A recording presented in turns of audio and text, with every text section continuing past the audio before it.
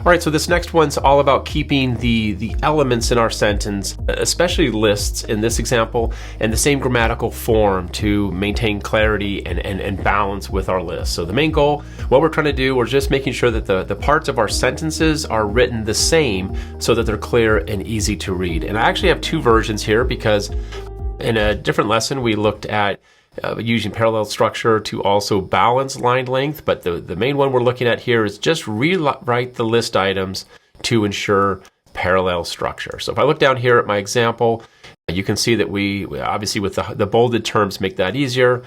Recognizing the key differences, two selects, all right? It should be selecting the best tools and so on.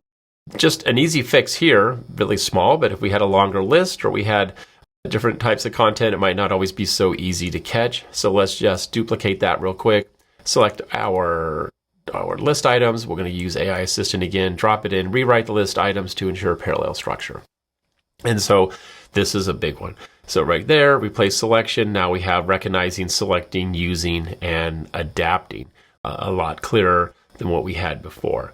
All right, and the other version of it I had here was that it would ensure the line lengths for clarity and balance. So if I copy this one, we have parallel structure here, but you see how some of the line lengths are different lengths. This one's a lot longer. This one only has that. Is that a widow or an orphan? I always get confused. I think it's a widow.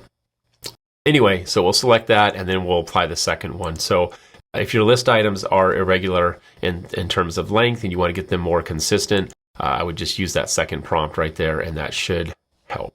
Let's see what it looked like. Yep.